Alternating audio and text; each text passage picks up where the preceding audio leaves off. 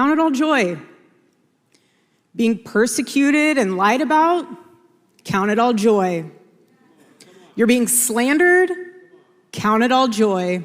Something very shocking has just come out of TPUSA, and now they've got some very uncomfortable questions to answer. I'm sure you remember earlier this month, Erika Kirk suddenly didn't show up at a major event. The same event where the Vice President of the United States was scheduled to appear. You know, her children are one parent away from being orphans. And sometimes you just have to say, listen, right now, what's most important is your safety, is your security, and your children, your family. Even back then, people like Candace Owens were quick to say Erika pulled out because they couldn't draw a big enough crowd. And then the Secret Service came out and confirmed that there were no threats at that rally.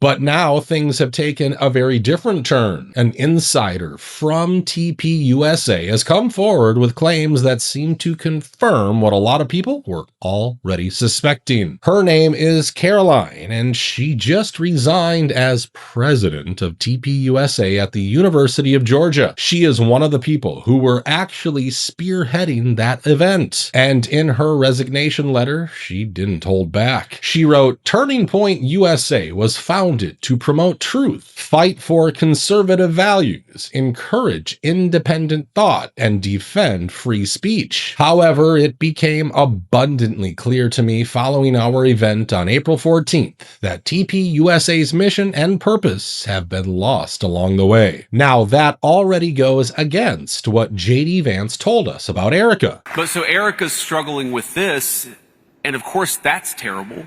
Unspeakable. Most of us cannot even put ourselves in her shoes, while at the same time, she's trying to make sure that Charlie's legacy doesn't die. However, Caroline said something even more interesting. Charlie spent his life fighting for truth, and I do not believe he would stand for the blatant dishonesty now being spread by the organization that he built. His mission was never about numbers, appearances, or relevance. That part right there paints a completely different picture of what may have happened on April 14th. She's basically accusing the organization of dishonesty and being more focused on optics and numbers than truth. And a lot of people think this is her indirectly confirming all those theories about Erika's absence. When you walked in tonight, I was on the phone with actually the president of the University of Georgia.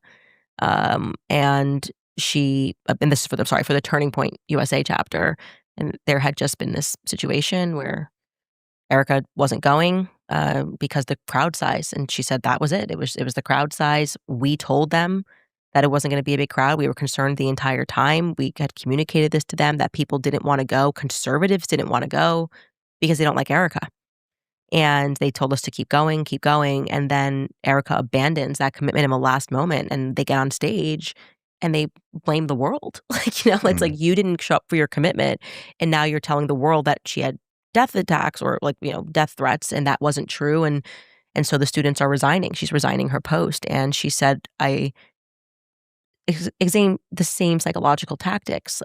But while her letter was going viral, Erika Kirk herself made a statement that's now blowing up online. One night in our kitchen area, I got the kids to bed, and I was eating cereal. It was like 10 o'clock at night. That's a mom dinner, cereal at 10 p.m. And I was basically standing there in the dark.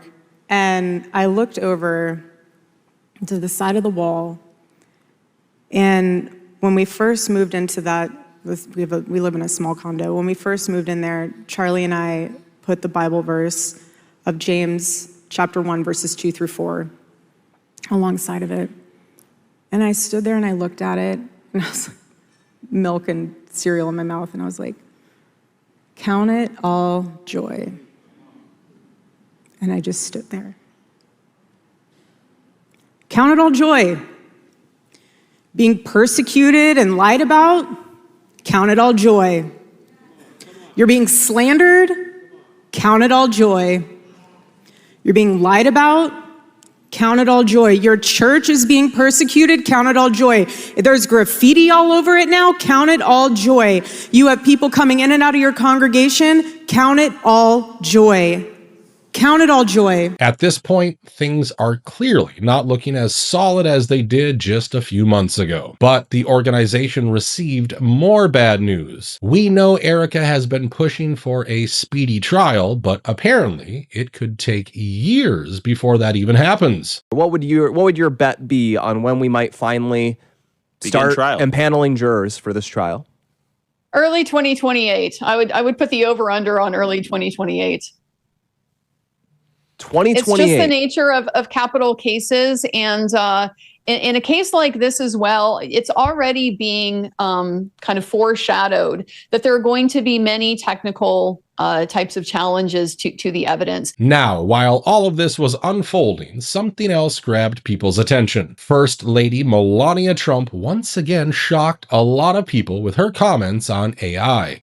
I am proud that America's best technology companies, including Meta, Palantir, OpenAI, Adobe, Zoom Communications, X, and Microsoft, had the chance to advance our mission to empower children with technology and education. Honestly, it's kind of insane. We're talking about letting these AI companies play a major role in shaping the next generation. However, I'm not even sure Melania would agree with the kind of things executives at companies like Palantir have been saying lately. You need a higher purpose, and I also think you often need a lower purpose. Like the higher purpose for me... What's a lower purpose? Well, I love the idea of getting a drone and having light fentanyl-laced urine spraying on analysts who tried to screw us. So that's my lower purpose. And, and others. But the higher purpose for me was to get this nation to be the preeminent power in the world.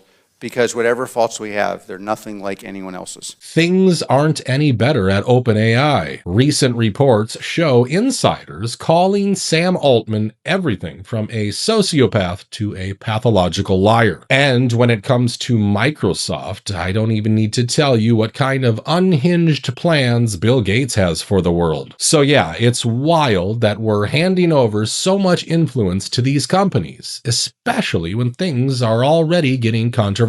Just look at Georgia. You've probably seen the reports about the record fires burning through these southern parts of the state.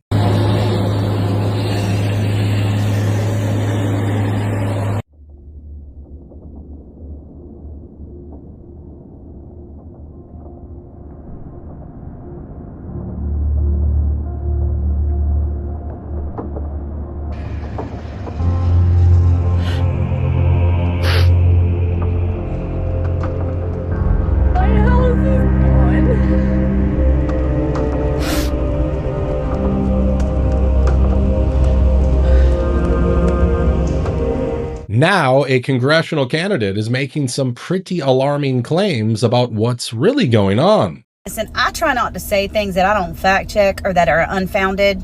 But when I found out about the fires in Brantley County, Clinch County, Appling County, and I know they've been fighting data centers, I looked at my 15-year-old this morning and I said, I have a sticky suspicion about this one because they've packed city council meetings. They're against the data centers. They're against farms sharing aquifers with data centers. And this is not a Republican or Democrat issue. It's a bipartisan issue. But I can tell you now they need to investigate where those fires started because it's mighty weird that they've been fighting the data centers and now 47 homes in Brantley County have burned down. That was the last time I checked. It's burned down structures. All it takes is for a whole town to be destroyed and someone to come in and offer money and say, we'll give you a whole bunch of money for your land. God forbid that happened. I hope it didn't, but I have this sticky suspicion because they've really been pushing back against it. And here's the thing, she's not entirely off base. Counties across Georgia have already been pushing back hard against data center projects. People are worried about land, resources, control, and how much influence these tech giants have over local governments. And it's been happening in many of the US states. People have even been arrested for speaking out against these data centers. Yeah, I mean, you know, it all goes back to this idea of land, water, and power. Darren Blanchard was one of several speakers tonight at RSU in Claremore, raising concerns about the data center proposal, Project Mustang. I think there's a lot of concern here whether our public officials are doing things in accordance with law. And speaking of the law, Blanchard would find himself on the wrong side of it, in handcuffs. Peyton Pepin describes what unfolded. One or two guys spoke in favor of it. They let one of those guys go over several seconds, probably 20, 30 seconds. Really said nothing about him going over, but when Darren Blanchard did it, they brought the police in, said, you know, get him out of here. And he said, okay. He willingly put down the mic, went up front and said, okay, I'm done, and they arrested him. But now, with hundreds of homes destroyed, some are asking, does this suddenly make it easier to push those same projects through? Now, moving on, let's talk about Howard Lutnick, who just had a very interesting hearing regarding his alleged connections to Epstein. First, he got grilled over multiple false claims he's made. Let's start with your relationship with sex trafficker Jeffrey Epstein. In October, you told the New York Post with colorful narration that the last time you saw Jeffrey Epstein was in 2005 when you took a tour of his house, which happened to be right next door to yours. You claim you and your wife were so grossed out by this disgusting person, you swore you would never go back. But when the Epstein files came out, it turned out that was a lie. You were forced to admit that you had visited Epstein's private island in 2012. 4 years after Epstein pled guilty soliciting a minor for prostitution and was labeled a sex offender. You brought along your wife, your kids, your nannies to the predator's island. Incredibly poor judgment. But that even wasn't the whole truth. It turns out that 5 days after visiting his island, you and Epstein signed a business deal together as co-investors in a digital advertising company, Adfin. And emails showed you stayed in touch with Epstein about this deal as late as 2018. And then it got worse. He reportedly tried to have the hearing moved behind closed doors, but that request was denied. Secretary Lutnick, why did you lie to the New York Post about your relationship with Jeffrey Epstein? Oh, I did hear that. Please don't repeat your gracious offer to speak behind closed doors, not under oath, without the ability of this committee to question you. The American people wants to know, why did you lie about your relationship with Epstein? The House Oversight Committee and I have agreed we will spend the time reclaiming together. My time. I do not accept that answer. We've heard that one. We are our own committee. We have our own reason to test your credibility and veracity. Please answer the question. Why did you lie to the Post? I have voluntarily agreed to spend the time and talk about it. I reclaim the time. Let the record reflect you're dodging the question. The cover-up continues. And finally, I want to end this with something that honestly should worry everyone. A video out of New York shows just how easily things can go wrong when a simple digital receipt doesn't show up. A woman nearly got arrested for something she didn't even do. And the worst part? She never even got an apology. I don't think you paid. Honestly, I don't know. I work for Walmart. They do what... You don't think I paid? Yeah, the lady behind came up and said there was still an outstanding balance. Okay, but she wasn't there So when I paid. He's looking into it. Yeah, but do you know how embarrassing it is for you to sit here and tell me you don't think I paid when I know I paid, or to give me a hard time? Well, you'll have an answer here in about 2 minutes. But to even have to be walked over here because you guys are saying that I didn't pay. Time. You guys offer the digital option. How is that my fault? Address it with him. I work for him. Yes, but you just told me you don't think I paid. The lady behind you said there was still an outstanding balance. But you work here, not her. I don't. Because now the officer's sitting there telling me, oh, I don't think you paid. So I'm... Yeah, she's good. What happened? But you're good to go. That makes sense. Yeah. Okay. Are you gonna apologize No. or anything? Good night. You're not? Okay. Ellie, and she wants a manager. Tom Hockey 151. Repeat that. Tom Hockey 151. Thank you. This powder claims to do what clinics charge $10,000 for: release stem cells, boost resilience, and increase nitric oxide. It's like getting the full treatment menu in one, except it's just chocolate at a fraction of the cost. Even top herbal researcher Dr. Simon Mills has weighed in. Dark chocolate is a medicine. End of. One of the best medicines around is 50 grams to 100 grams of 75% or more dark chocolate. Brain health as well, cardiovascular health. They do studies where they've put cocoa into volunteers, that means students usually, so young kids, and they were able to show changes in the blood flow within minutes, certainly within an hour of eating cocoa. Beneficial changes in your blood flow. They call it the heart medicine. Yeah, heart, circulation, brain, but it also, of course, we know it contains a few other beneficial stimulating effects, sort of similar to the effects with coffee, which incidentally, as I've already said, is a medicine as well. But cocoa and chocolate does have a uplifting effect, which is why we love it so. The flavonols, the part that actually does anything, get destroyed when chocolate is processed. Regular chocolate has 50 milligrams of dead flavonols. This Black Forest high flavanol cocoa powder has 1,200 milligrams of pharmaceutical extracted flavonols. Normally, you can't claim benefits in the supplement world, but the FDA signed off on a health claim saying cocoa flavonols support heart health and reduce cardiovascular risks. Studies show brains get sharper, 8.6 seconds faster in cognitive tests, blood flow where it counts, 80% improvement, and the heart gets stronger, 27% less death. All proven through a 21,000 human case study trial conducted by Harvard. The results were so definitive that the FDA